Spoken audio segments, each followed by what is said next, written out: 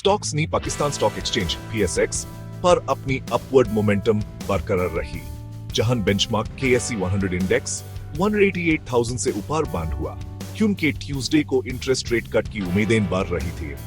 Benchmark index ने सुबह तेज गिरावट के साथ ओपनिंग की और ट्रेडिंग के इब्तिदाई औकत में इंट्राडे लो 187,192.01 तक चला गया। इसके बाद मजबूत रिकवरी हुई, जहां प्राइसेस धीरे धीरे बढ़ती रही और दोपहर के इब्तिदाई हिस्से तक ऊपर आती चली गई।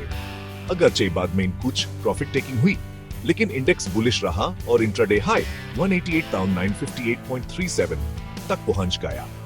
क्लोज पर KSE 100 188,621 पर सेटल हुआ है, जो 860.09 पॉइंट्स या 0.46% का इजाफा था। सिलेक्ट इंडेक्स हैवीवेट्स एंग्रोच, PPL, OGDC और PSO ने मिलकर बेंचमार्क में 661 पॉइंट्स का इजाफा किया।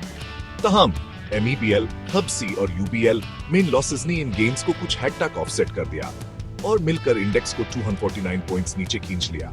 ब्रोकरेज हाउस टॉपलाइन सिक्योरिटीज ने अपनी पोस्ट मार्केट रिपोर्ट में कहा, ये रैली आने वाली monetary policy committee MPC meeting जो 26 जनवरी को स्केड्यूल है, मेन पॉलिसी रेट कट की बढ़ती हुई उम्मीदों के दरमियान आई है, जबकि रीसेंट ट्रेजरी बिल्स और पाकिस्तान इन्वेस्टमेंट बॉन्ड ऑक्शंस से मजीद मॉनेटरी ईजिंग के इशारे माइल है।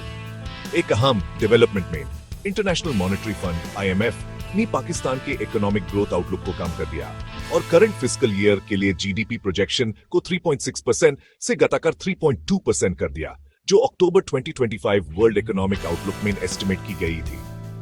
फंड ने अपनी ताजा रिपोर्ट में अंदाजा लगाया कि 2025 में पाकिस्तान की GDP ग्रोथ 3% रहेगी, जो आउटगोइंग फिस्कल ईयर 2026 में बढ़कर 3.2% और 2027 में 4.1% तक पहुंचने का इम्कान है।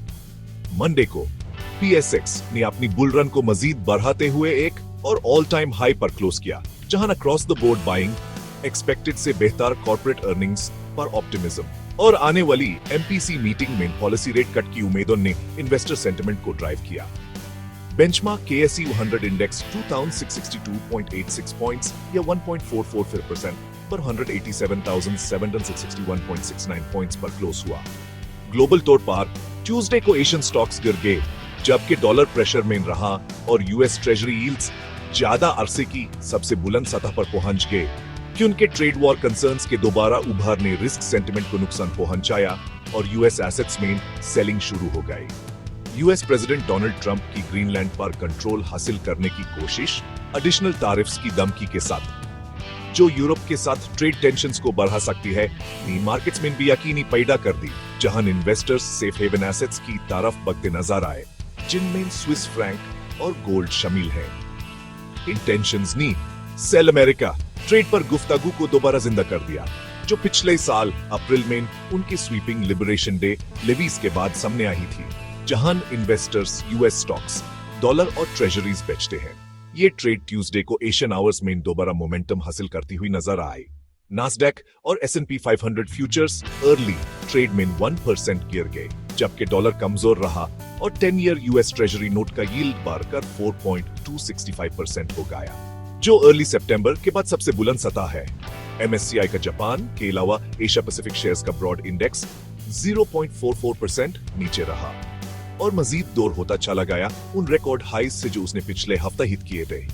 इस दरमियान ट्यूसडे को इंटरबैंक मार्केट में पाकिस्तानी रूपी ने US डॉलर के मुकाबले में बेहतरी रिकॉर्ड की। क्लोज पर लोकल करेंसी 279.91 पर सेटल हुए, जो ग्रीनबैक के मुकाबले में 3.01 का फायदा था।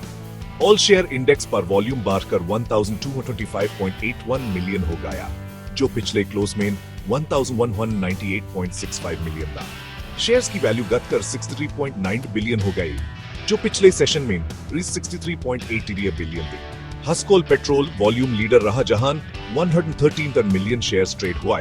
इसके बाद के इलेक्ट्रिक लिमिटेड की 70.45 मिलियन शेयर्स और ट्रीट कॉर्प की 58.61 मिलियन शेयर्स रहे। ट्यूसडे को 240 कंपनीज के शेयर्स ट्रेड हुए, जिनमें से 240 ने इजाफा रिकॉर्ड किया, 213 में गिरावट आई और 34 बिल्कुल बरकरार रही।